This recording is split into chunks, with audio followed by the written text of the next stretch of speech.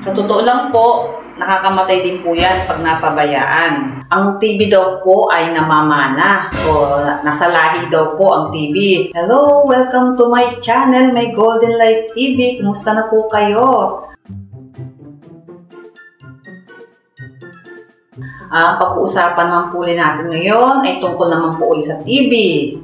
May mga katanungan po kasi at saka ito pong mga pasyente rin po namin kung dito minsan may mga sinasabi po sila na taliwas po sa katotohanan. Ang TB daw po ay namamana o nasa lahi daw po ang TB. Well, hindi po yan totoo. Ang TB po ay nakukuha ng isang tao pag ito ay nahawa sa taong infected ng TB. Ang bakterya po ng Mycobacterium tuberculosis po ang pinagmumulan po ng TB. Yan po kaya po natatransfer sa tao. Pag po kayo ay nakasalamuha sa may taong active ang TB, pag po siya umuubo, kumakanta, nagsasalita, yung pong bakterya noon, yung pong germs na lumalabas sa kanyang bibig ay pwede po nating malamhak.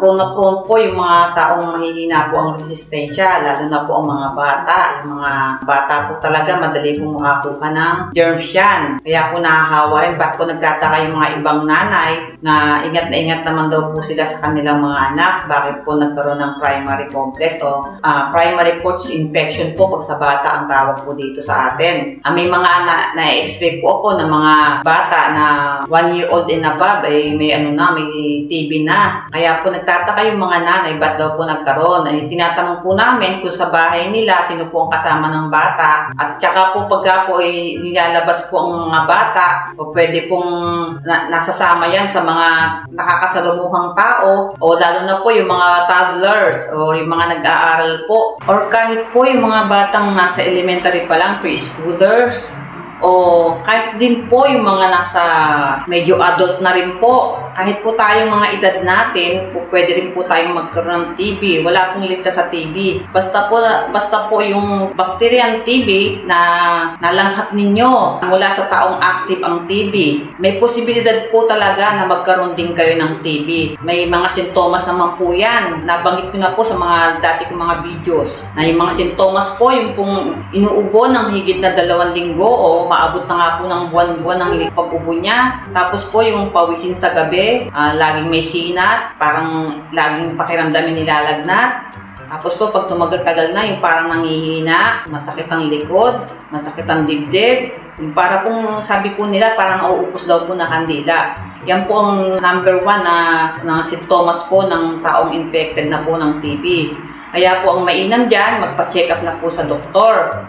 Wag niyo pong gagawin na mag-self-medicate kayo. Yan po ang hirap po, yung nakikinig lang po doon sa mga tao na hindi naman po talaga aral tungkol po sa ganyang sakit. Nagsasariling inom po ng gamot, lalo kung napapasama ang taong may TB pagka po nagsasarili siya ng gamot. Kasi po meron po talagang bilang or dosage na kailangan. 4 na klase po kasi yung sa TB na yan. Yan po kaya kailangan po magpakonsulta muna kayo sa doktor bago po kayo uminom ng gamot. Yun nga po, number 1 po ginagawa, magpapa-chest x-ray po at saka po yung papatest po yung plema, kung may plema po, gene expert test po. Kaya kung nararamdaman nyo po na may kakaiba sa inyo at mga kamukha po ng mga nabanggit ko, huwag po kayong mag-atubili na pumunta sa center o kaya po sa ospital at magpa-check up po kayo. Ang gamot po ng TB ay libre naman sa mga sa mga government hospitals natin, tsaka po sa mga centers. Kaya po ang masasabi ko po, huwag po ninyo ikahiya, huwag po ninyo itago dahil nagagamot po ang TB. Sa totoo lang po, nakakamatay din po yan pag napabayaan. Yan po. Lahat naman po ng sakit, pag po hindi natin inagapan, ay may posibilidad na may mangyaring hindi maganda. Kaya yan po, sana po nakatulong itong aking kapirasong vlog na to, kapirasong content na to, kapirasong topic about po ulit sa TB. Kung ito po ba ay namamana o nalalahi, hindi po yan nalalahi, yan po ay nahahawa. Okay po, sana po huwag niyong kalimutan na mag-subscribe, mag-like po sa aking mga videos para po sa mga susunod ko pa uli. Kung gagawa naman po uli ako ng video ko, sana po suportahan niyo uli. Huwag niyo rin pong kalilimutan ang aking TikTok po, yung Mamshi RRT o RRT Mamshi. Suportahan niyo rin po ang aking mga videos doon. Maraming salamat po at God bless po sa ating lahat.